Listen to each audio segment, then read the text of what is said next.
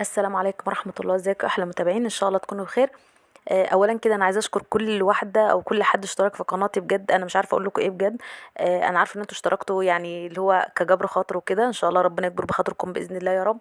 وغير كده كمان انا عارفه ان قناتي لسه جديده واساسا ما فيش عليها حاجات كتير، وبصراحه انا مش بنزل كتير لان يعني اللي هو ايه، مش عارفه يعني انا خايفه انزل وكده وفي الاخر القناه ما تنجحش، فاللي هو الواحد يعني ما فيش حاجه تشجعه، فاللي هو اوقات بنزل وممكن اقعد فتره ما انزلش، ولكن انتوا شجعتوني جدا جدا ان انا انزل. عايزه اقول لكم ان انا عندي كميه فيديوهات يعني يمكن من 3 سنين اصلا، كل ما بلاقي ان انا بعمل حاجه حلوه بصورها ولكن بتحرج انزل. اولا ما بعرفش اصور كويس طبعا لان لسه جديده. ثانيا ان انا اساسا يعني ايه، ما بعرفش اتكلم برضو لاني برضو لسه يعني اي حاجه في الاول بتبقى شويه فيها ممكن احراج او كده. آه، بدات ان انا يعني ايه، قلت ان انا بدل روتينات بقى ابدا اعمل لكم حاجات، انا بدات انزل فيديوهات يعني اللي هو الاجهزه. احاول افيدكم بيها لان دي حاجه انا بفهم فيها بصراحه، فحابه ان انا افيد العرايس او اي حد عايز يشتري جهاز عشان ما يجيبش حاجه ويدفع في فلوس فيها فلوس وفي الاخر تطلع ان هي مش حلوه يعني او كده.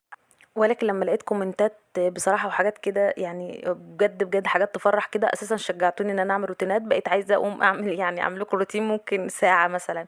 آه، فانا قلت ابدا معاكم من وقت ما انا يعني نبدا مع بعض من وقت من الوقت اللي انا فيه كده، وبعدين ابقى انزل لكم فيديوهات كانت عندي قبل كده اوريكم شقتي كانت ازاي وانا عدلت فيها ايه وكده عشان تبقوا عارفين كل حاجه. وكمان تقولوا لي رايكم لو انا عملت حاجه مثلا مش حلوه حاسينها افضل، ماشي هسالكم برضو في حاجات كتير محتاجه رايكم طبعا. ان شاء الله باذن الله نكون اخوات ونكون عيله ان شاء الله باذن الله. ربنا يسعدكم جميعا يا رب ويحقق لكم كل ما تتمنوا. انا حكيت كتير طبعا بس والله بجد انا فرحانه جدا ان في كميه ناس بجد بالطيبه دي، وفي ناس بجد كده يعني بالحجلاوه والجمال ده بامانه. ربنا يسعدكم ان شاء الله يا رب. اول حاجه كده، المطبخ ده اللي انتوا شايفينه، المطبخ ده المطبخ بتاعي انا لما اتجوزت، وكان هو مطبخي عباره عن جزئين ان شاء الله هصوره لكم، في جزء فيه البوتاجاز والحوض وكده، والجزء اللي جوه ده اللي انا بصور فيه ده في الخشبيه بس، وكنت حاطه فيه التلاجة والفريزر والغساله. ولكن حصل مشكلة في الكهرباء، وغير كده هو اصلا كان مدهون يعني ما كانش معمول سيراميك، كان معمول دهان. وانا كان نفسي انه يبقى دهان، كان الدهان نفسي يبقى ابيض او يتعمل سيراميك ابيض وكده، ولكن الحمد لله. بس لما حصلت مشكلة في الكهرباء وكده قلت الحمد لله برضو خلاص نعدلها وبالمرة ان انا ادهن واخلي لونه ابيض. فقولوا لي برضو رأيكم. اول حاجة كده، احنا جبنا الراجل طبعا كسر الكهرباء وعمل الكهرباء وكده. طبعا الدنيا اتبهدلت جدا عندي. وكمان هوريكم الشقه لان برضو في كهرباء متعدله في الشقه، وهنبقى مع بعض وهنظبط كل حاجه مع بعض وتشوفوا شكله قبل وبعد. انا كنت بصراحه بقول يعني ايه مش هصور دلوقتي غير بعد ما اظبط الشقه وادهنها وكده عشان يبقى شكلها حلو. ولكن لما شفت كومنتاتكم وتعليقاتكم الحلوه قلت ايه، لا انا اعمل بقى من البدايه ويبقوا معايا واحده بواحده ويشوفوا كل حاجه ويقولوا له رايهم لو في عندهم اي فكره او اي حاجه مش واخده بالي منها، هم ينصحوني. عايزه اقول لكم كمان بما ان احنا هنكون عيله واحده فهعرفكم كل حاجه. عايزه اقول لكم ان انا اصلا بعدل في الشقه بتاعتي دي. يمكن من حوالي بقالي 4 سنين بعمل كل فتره بعمل حاجه يعني. انا كان عندي شقتي اللي انا متجوزه فيها، وكان جوزي كان له شقه تانية جنبه، ولكن هو ما حصلش نصيب ان احنا ناخدها وقت الجواز يعني. بعدها بفتره بقى بدانا ان احنا نفتحها، بدانا نعمل حاجه كل حاجه واحده واحده يعني. بدأنا نفتحها مرة وعملنا فيها جبس مرة، بقينا يعني نعمل مثلا جمعية مرة ونقبضها نعمل بيها حاجة. وكل فترة حاجة يعني ممكن الشقة أساسا خدت يجي 3 سنين تتظبط، وبعدين دخلنا على الشقة التانية. فعايزة أقول لكم بقالي 4 سنين متمرمطة. وأساسا عايزة أقول لكم إن أنا كمان لوحدي يعني. أنا متجوزة بعيد عن أهلي يجي 12 ساعة، فما فيش حد من أهلي هنا يعني. بصراحة أهل جوزي ناس كويسة جدا، ولكن يعني انا ما بحبش اطلب بصراحه من حد لان كل حد ليه همومه يعني، لو طلبت منهم مش هتاخروا والله، ولكن بحب اعمل حاجتي بنفسي. كل المرمطه اللي انتوا بتشوفوها دي واكتر انا والله بعملها لوحدي يعني. فاعظم روتين هتشوفوه في المرمطه والهده هيكون معايا. فانا هنا كنت بره، كنت بعمل حاجه بره يعني، كنت في مشوار. وجيت بقى لقيت الكهرباء الراجل كان كسر وعمل الكهرباء وكده. جيت بقى يا دوب غيرت هدومي ونزلت بقى كنست الحته ونضفتها وشلت كل الحاجات دي. انا مش منضفه كويس قوي يعني، مش زقه المطبخ ومنضفه وكده لان اساسا المطبخ ده كله هيتفك وهيتشال لان الراجل هيجي يدهنه. فبرضه هتكونوا معايا ان شاء الله، هعمل لكم روتين باذن الله. وهنا بدأت بقى ان انا انضف وشلت العك ده كله حطيته في شكارة وكده، وبقيت اركنه على السلم، وجوزي طبعا الله يصلح حاله رماه يعني. وبعدين بقى على الماشي كده يعني كنسته ومسحت كده على الماشي عشان المطبخ بس يبقى نضيف، لان طبعا احنا بنطبخ كده يعني بيبقى المطبخ ده حاجة احنا فيها طول اليوم، فلازم ان انا انضفه يعني. وبعدين بقى سبت بقى المطبخ كان كله متطرب والحاجات اللي جواه متطربة، فضيت جزء منه حطيته في كراتين.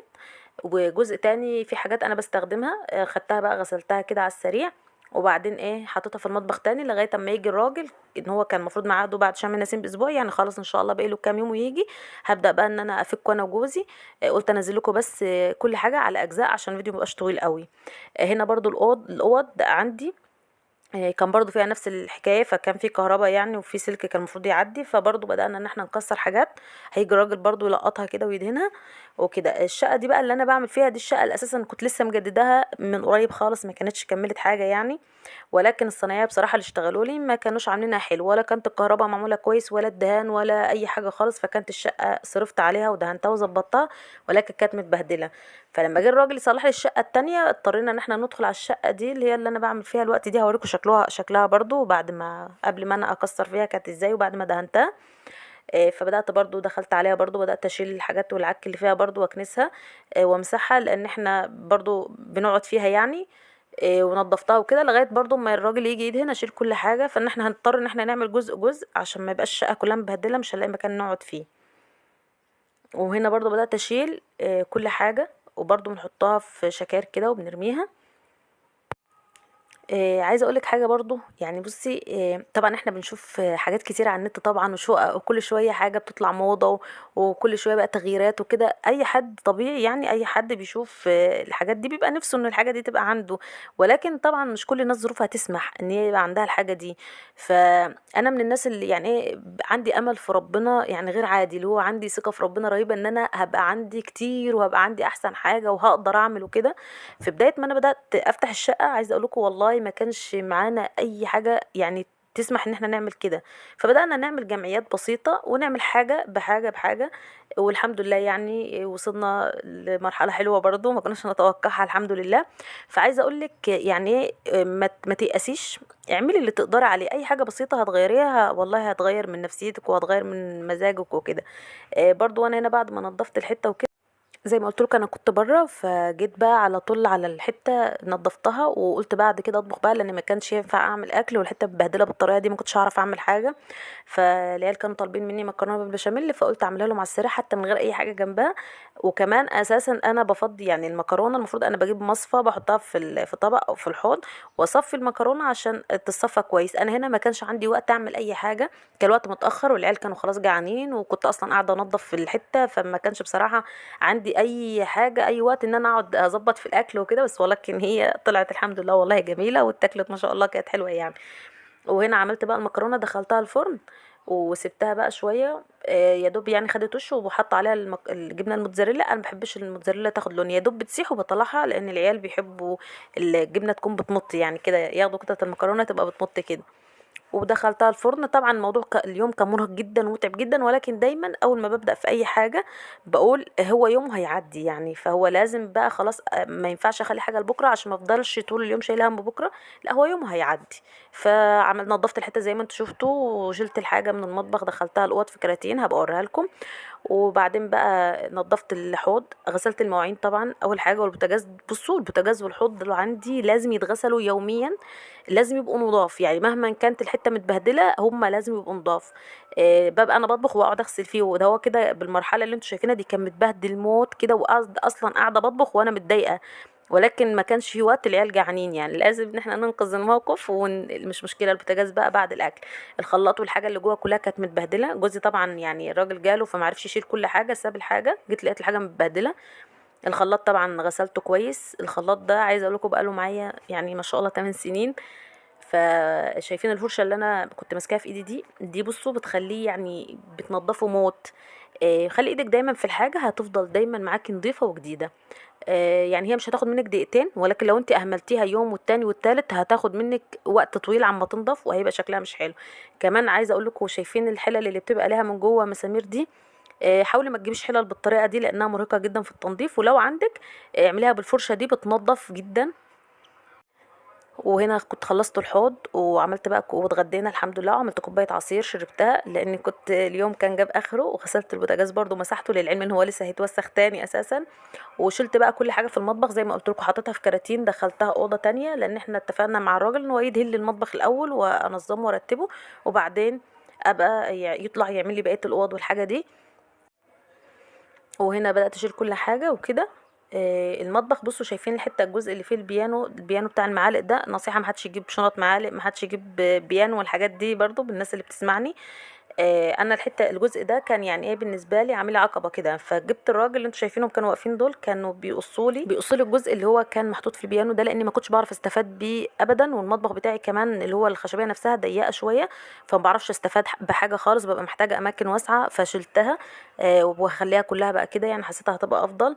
هنا بقى بدات افتح برضو الدولاب الفضه، وشلت كل الازاز اللي جواه والحاجه اللي جواه، وحطيتها برضو في كراتين، عشان برضو المكان ده زي ما قلت لكم حصل فيه برضو مشكله في الكهرباء، فاضطرينا برضو ان احنا نكسر. وشلتها، بقيت احط كده ارص يعني الحاجات دي، وبقى كان عندي ورق اللي هو اللي بيجي في الاجهزه، والورق اللي بيجي في الحاجات دي، اللي هو الورق اللي بيطقطق ده اللي انتوا هتشوفوه دلوقتي. الحاجات دي كلها انا لما بتيجي انا بشيلها، ما بستغناش، ما برميهاش، يعني اي حاجه من الحاجات دي بتيجي بشيلها، بحتفظ بيها في اي مكان كده، بطبقها واحطها في اي درج او حاجه بيجي لها احتياج، يعني لازم بيجي لها وقت ان انا بحتاجها. لو في جهاز عندك هتوديه يتصلح بتحطيه فيه، عندك حاجه عايزه تحتفظي بيها تشيليها، هتفضي نيش زي كده او تغسلي او اي حاجه هتحتاجيها يعني. فهنا بدات احط طبقه زي ما انتم شايفين من الازاز، وارجع احط طبقه من الورق ده اللي هو بيحتفظ بالحاجات دي، وارص تاني. وبعد ما خلصت بقى في كراتين كده حطيتهم برضو ودخلتهم اوضه. وعايزه اقول لكم كمان ان انا اساسا كنت عارفه ان كل الحاجات دي هتحصل بعد العيد، فانا برضو جيت على العيد قمت مفضيه الدولاب ده كله وغسلته ورصيته عشان اعمل لكم بيه روتين وانزله، وبرضو اتحرجت ان انا انزله، ورجعت برضو ان انا عملته تاني. فيعني انا اساسا يعني انا نزلت كل دولاب الفضه ده، غسلت اللي شفته، نزلت لكم مقطع من اللي انا كنت مصوراه قبل كده، فانا كنت منزله كل الحاجات اللي في النيش ودولاب الفضه وغسلتها كويس، وحطيت رصيت دولاب الفضه تاني وصورت عشان انزله، ما نزلتوش. ورجعت برضو فضيته تاني، حتى جوزي قعد يقول لي ملوش لازمه، احنا كده كده هنفضيه وكده كده هنشيله، اقول له لا عشان اعمل روتين وانزله كده، ما نزلتوش. وبعدين بقى لما الراجل خلاص هيجي وكده فبرضه فضيته تاني وشيلته وكده، وكنست الحته طبعا وفضيتها. هنزل لكم برضو صورة بالفيديو برضو الشقة بتاعتي، يعني انا كنت لسه اصلا اول مرة احط فيها ستاير وافرشها والله، واحط فيها سجاد وكده، كانت اول مرة على العيد، يا دوب ما تهنتش يعني عدى العيد جه الراجل كسر الكهرباء وكده، والحمد لله يعني كله خير من عند ربنا. واتمنى يكون الفيديو بتاعي عجبكم، وطبعا هو الكلام مش هيبقى مظبوط، الفيديو ممكن مش هيبقى مظبوط، طبعا اي حاجة في الاول بتبقى مش مظبوطة. اتمنى برضو لو في اي حاجة يعني عايزة تتظبط قولولي. وبرضو عايزه اقول لكم شكرا جدا ان انتوا دخلتوا قناتي، وانا عارفه ان هي لسه ما فيش عليها حاجه اساسا تشد اي حد انه يتفرج يعني قد كده، ولكن اتمنى ان انا اقدر اخليها يعني من قناتي المفضله ليكم، واخليكم مبسوطين بالاشتراك فيها، وشكرا والسلام عليكم.